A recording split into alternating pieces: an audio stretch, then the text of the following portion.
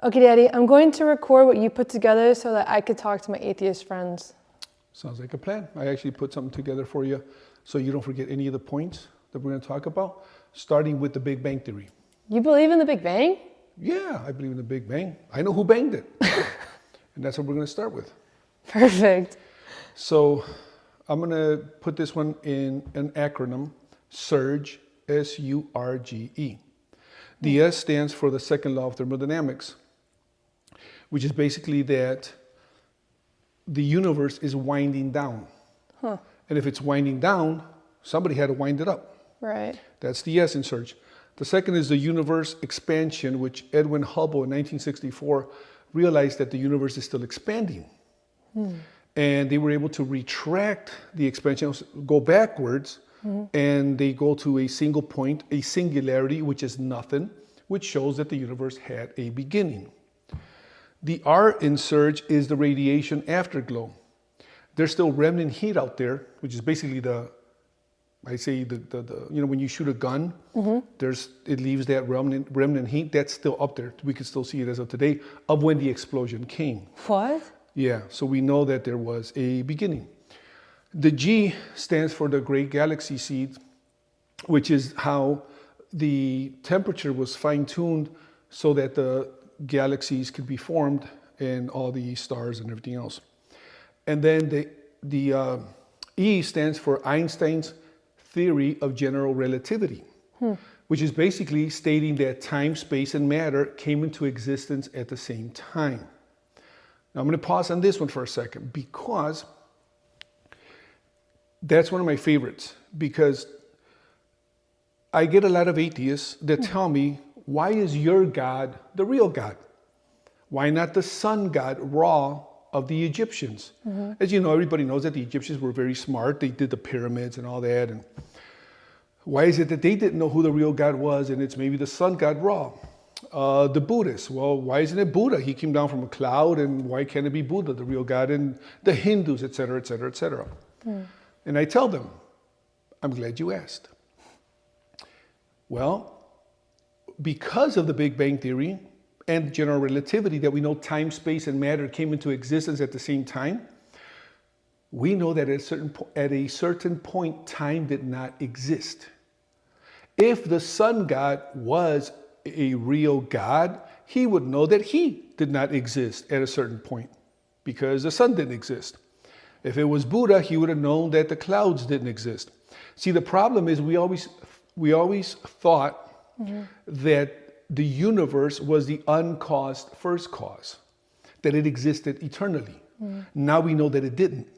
So any God that's created within the universe can't be a God, because they would know that the universe did not exist at a certain point. Our God of the Bible is the only God that actually states that he was here before time began. How could he have known that if he didn't create it himself? Right. So that, especially back then, we're talking the Bible was written over 10,000 years ago. How could they know back then? They didn't have the Hubble telescope. They didn't have none of the stuff that we have today. So how could they know that time did not exist, right? Unless it was inspired by the Creator. So that's that. The other thing too is that even in the Bible, the way he talks about the creation, it's first time, and then space, and then matter. He created the earth last. If he would have created the earth first, when would he have put it if there's no time? If he would have created second, where would he have put it if there's no space? So even that, the Bible's got accurate: time, space, and matter. So that's basically the acronym of SURGE, okay?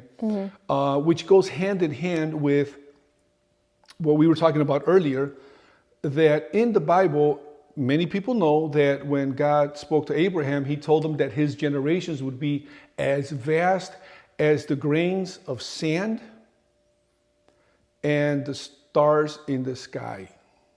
Now, anybody that sees any beach can tell that there's trillions of grains of sand. Yeah.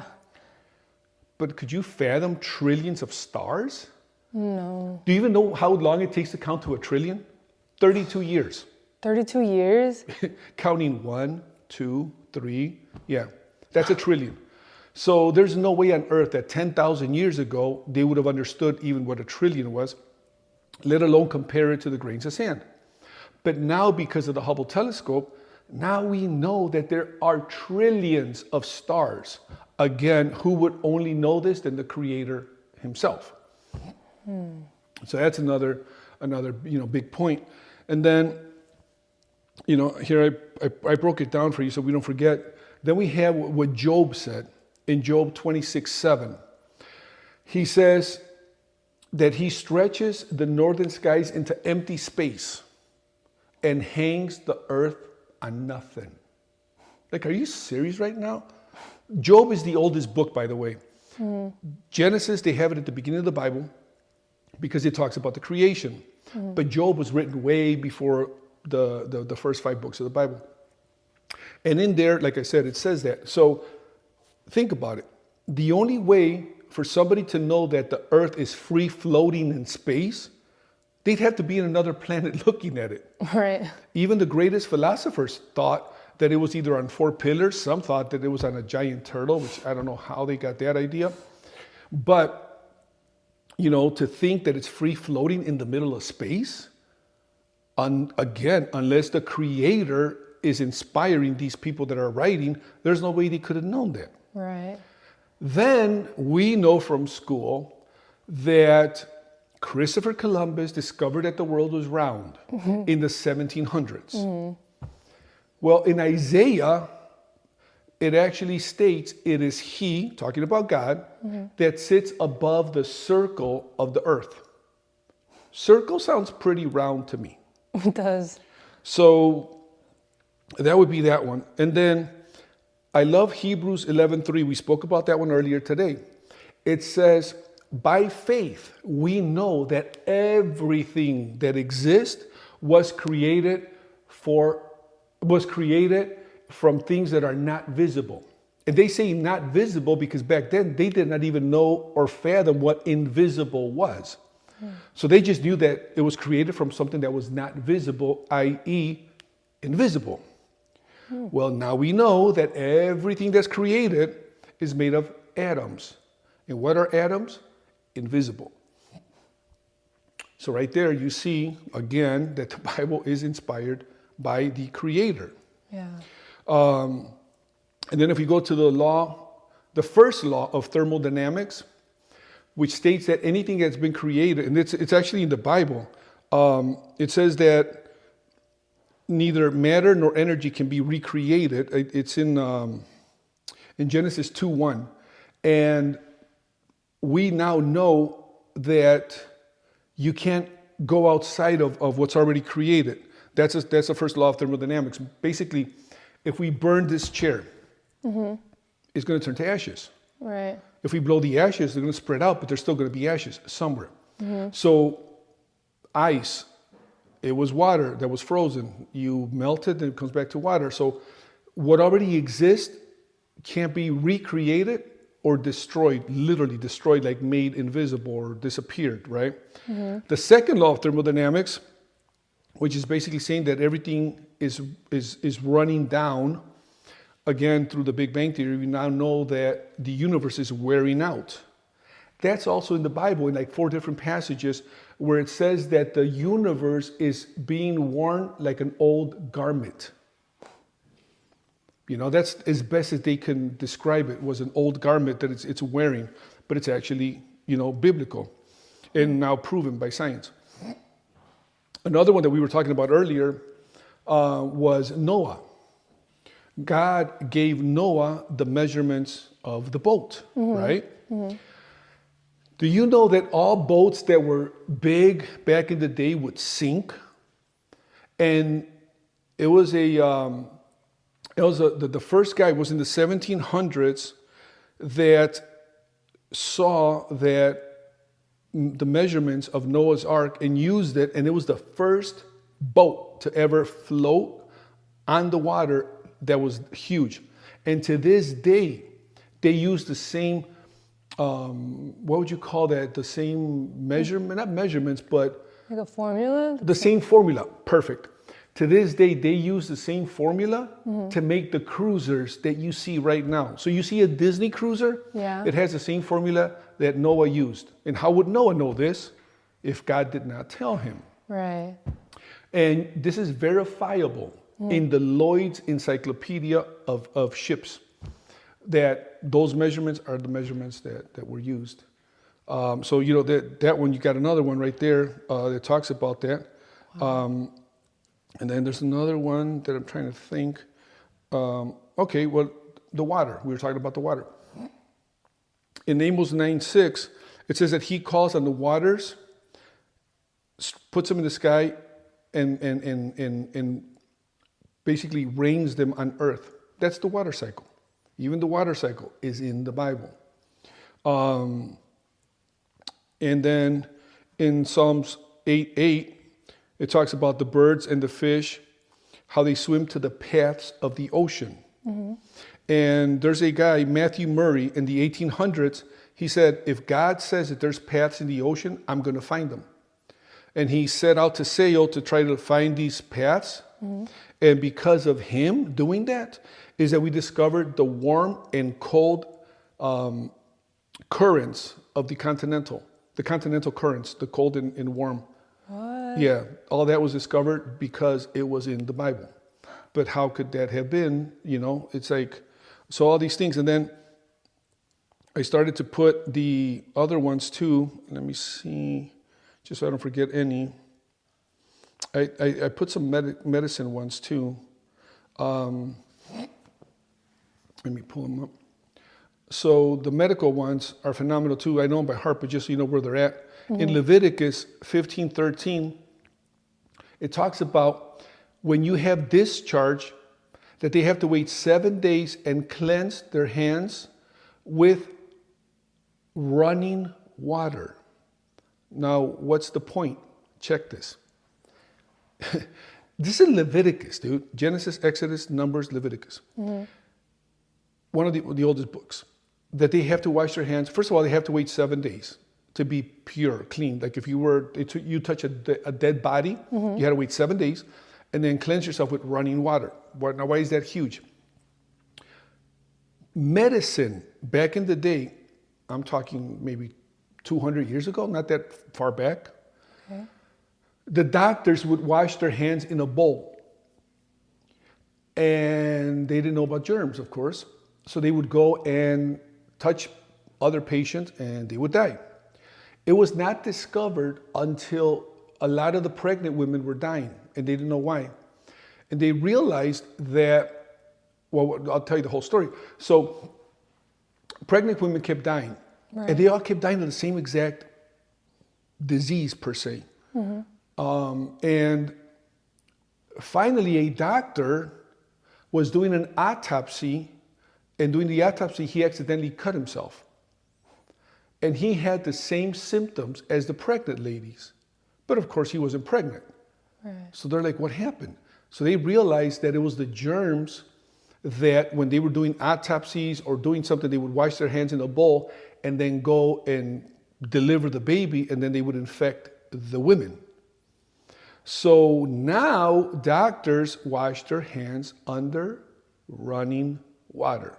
Something the Bible talked about in Leviticus. Whoa. In Proverbs, we know all the Proverbs, 14:30, it says, a sound heart is life to the body, but envy is the rottenness of the bones. Envy and anger. It talks about being the rottenness of the bones.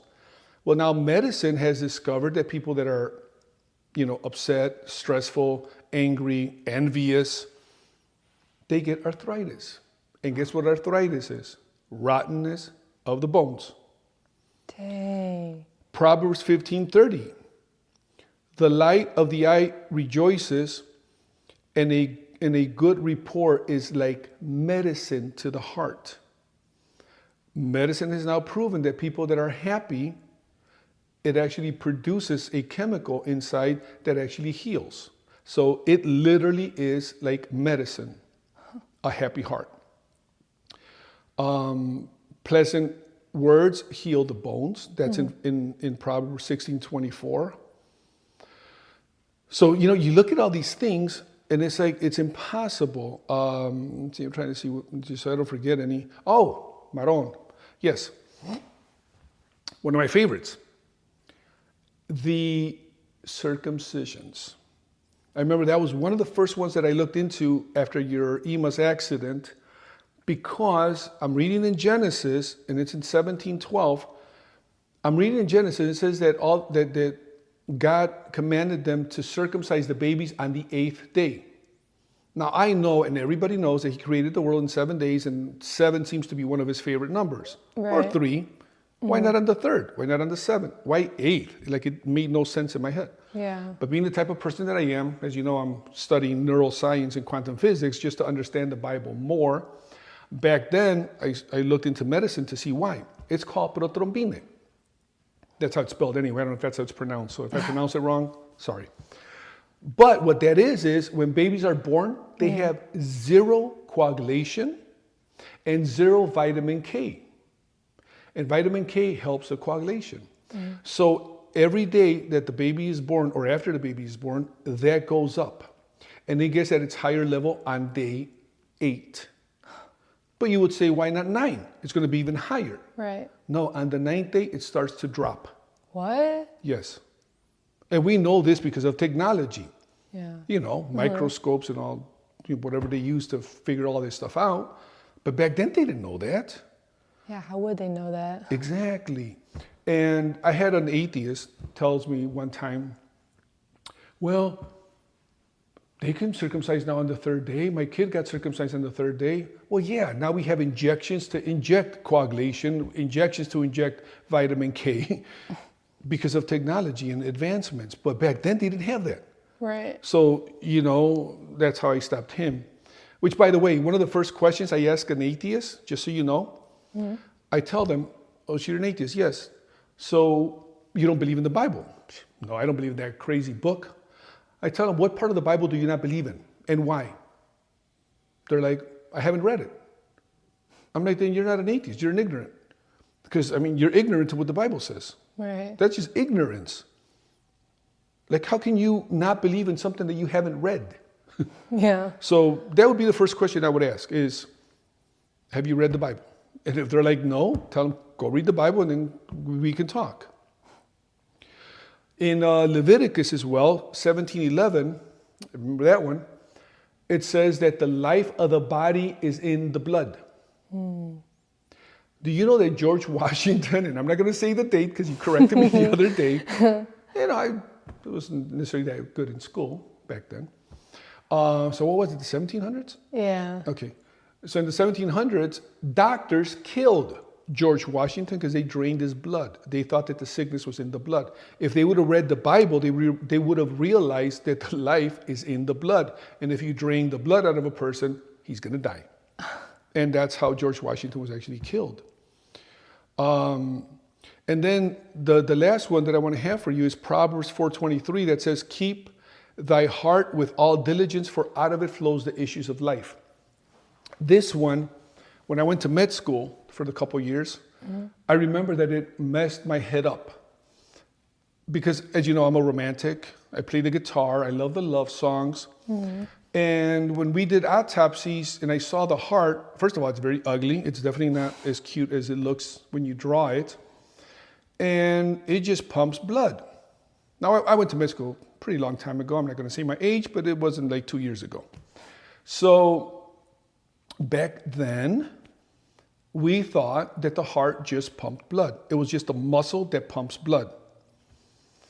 And when I saw that, I was like, wow, so the Bible got it wrong. Because as you know, the Bible talks a lot about the heart and the issues of the heart and this and that, especially that one. And I was like, they didn't know that it was the brain. If God would have done it, God would have known that it's the brain, not the heart. The heart just pumps blood.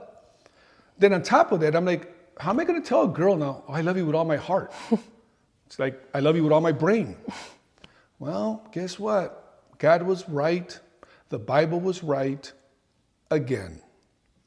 In the 1990s, in the Heart Institute of Florida.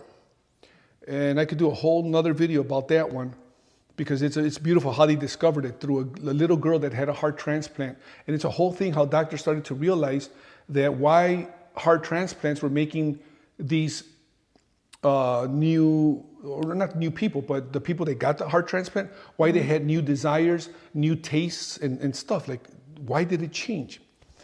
Well, now we know, but it started with that. But today we know that most of our feelings, our desires, and everything comes from the heart. The heart has a bunch of connections, neuron connections to the brain, but they all start from the heart, and then they tell the brain how things should be, or how you should feel, or think, or whatnot.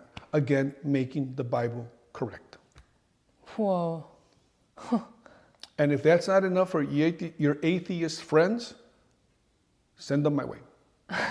Because there's more to come. That's just a little intro. And that just blew my mind.